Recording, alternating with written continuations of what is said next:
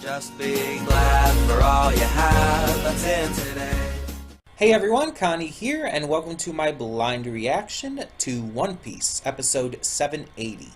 Yeah, we've been doing 2 episodes the last 2 weeks in a row, but this time we're only doing 1.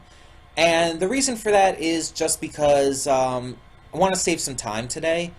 Plus I had to do some editing to get up the Chrono Trigger stuff, because I recorded that yesterday and I hadn't edited it yet, so, cut it up into pieces and whatnot, basically. But yeah, today I need to, I need to focus on some other things as well, so I'm just doing 1. But, I mean, you're still getting it. You're still getting One Piece this week. So either way, last we left off, we were still continuing to bring things together for the Reverie. Those on the ship headed for the Sasuke retrieval. Were just kind of going as they went, and Luffy tried to make food, and he used up everything, all the food all the food reserves in the ship, and failed miserably. So that's kind of where we left off. I don't know, again, what this episode's going to involve. I don't know how it's going to, if it's going to do anything more with the Reverie, if it's going to, like, really get to Whole Cake Island anytime soon. I don't know. One thing I do know, and I was told this by a friend who has seen all of One Piece is completely caught up, that during the recap thing at the beginning, before it hits the title card and stuff, it does show a couple new things, I guess. Some things that weren't, like, shown in the last episode. And it's, like, apparently right after the part where Nami opens the doors to the food stores. And, it's like, I was told to pause, specifically for this video, because, she knew where I had, got it from. So she told me to pause at 3:57, and I have. And it's showing, Nami standing, like, opening the doors to the food stores. We see her shadow with arms outstretched. You see the top of her hair and all. So, yeah. But yeah, I don't know anything else about this episode. I don't know where this is going to go exactly. And as I've said in the past, I do know little bits and pieces about the Whole Cake Island arc. And I do know what the next arc after that is basically about. I don't know all the details, but I know some information about it, let's put it that way. But what I know is just, like, the very basic bits of it. I don't know, again, any notable details.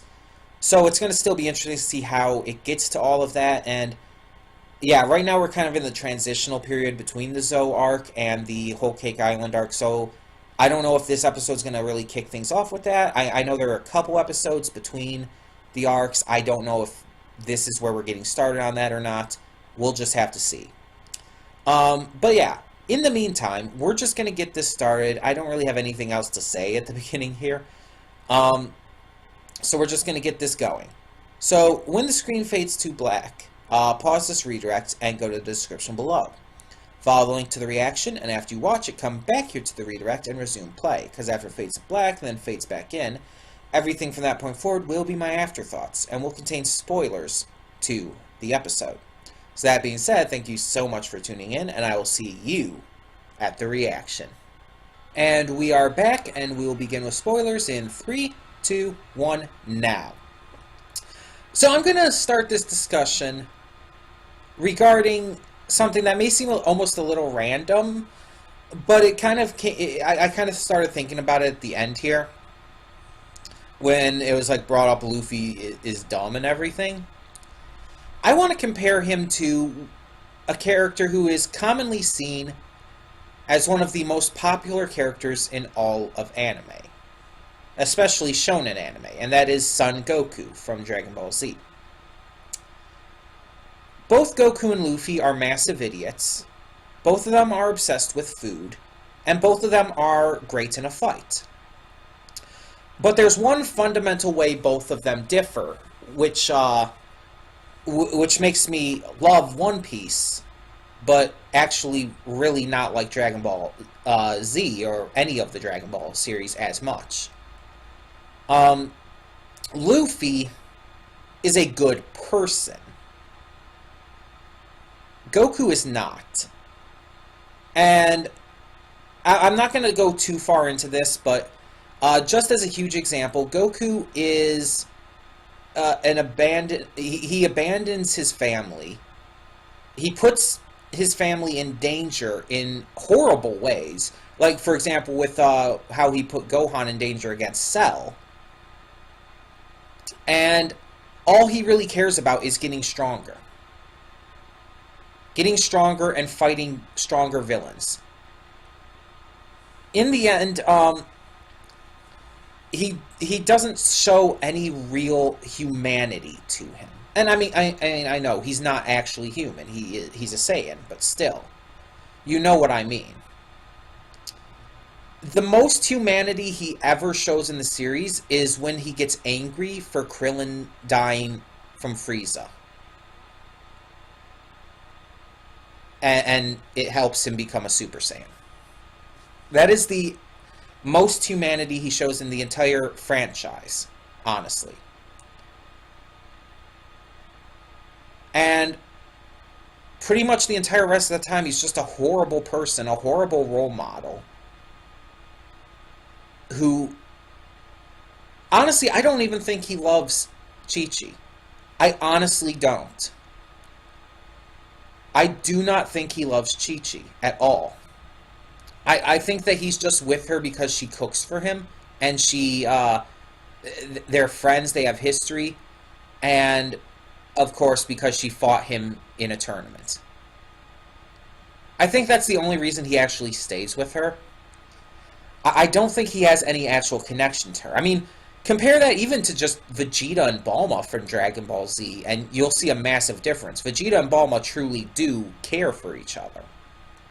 And Vegeta is shown time and time again to be a very good father and husband, to the fact where he actually refused to compete in a tournament in Dragon Ball Super because of Bola being on the way, because Bulma was pregnant and he didn't want to miss out on Bola's birth.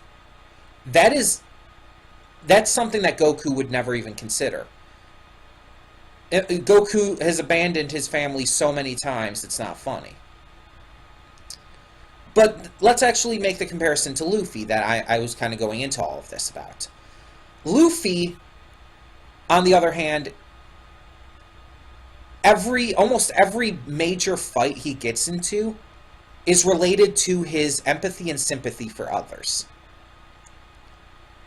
The fact that he cares almost too much in comparison to Goku for others.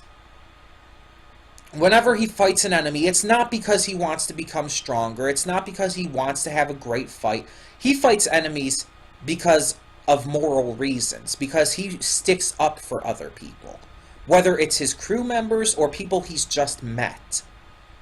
He'll go out of the way to stick up for them, to fight for them. Especially when they can't fight for themselves. And when it comes to his crew, he's a lot more loyal. He's a lot more loving and caring than Goku ever has been. And even the same goes with his family. Luffy is a much, much better protagonist in pretty much every way. He's better written and he's just more likable. Goku is actually one of the worst characters in Dragon Ball Z and any of the Dragon Ball franchise. He is so unlikable, so despicable, so immoral, that the fact that he's one of the most popular anime characters out there, the fact that he's praised by so many as being inspirational and someone that they look up to, is disgusting to me.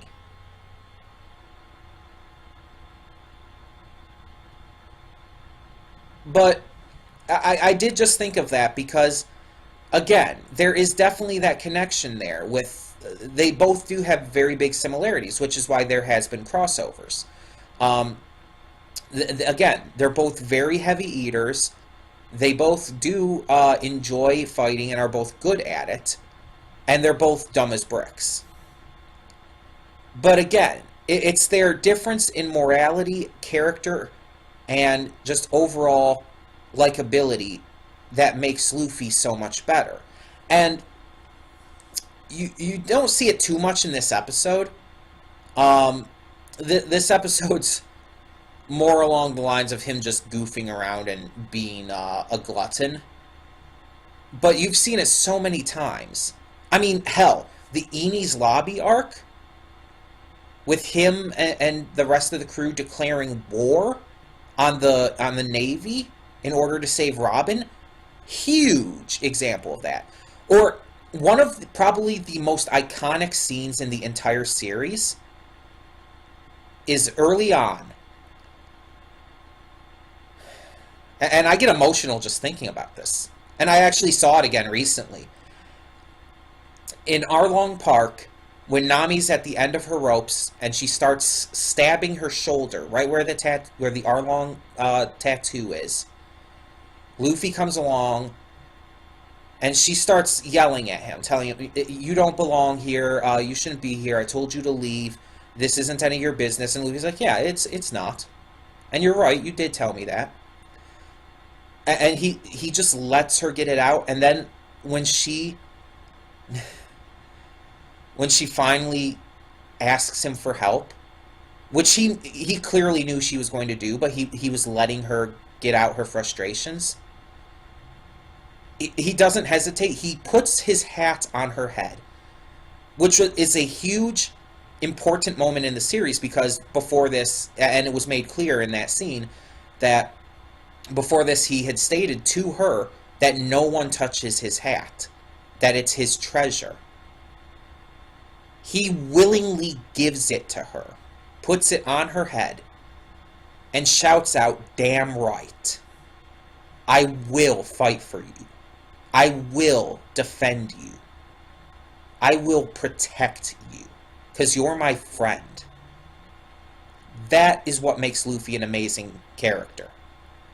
That is why, even though he's dumb as a bucket of nails, even though he's a glutton and a goofball, you know that he really cares. And he's just an amazing main character to have for this series.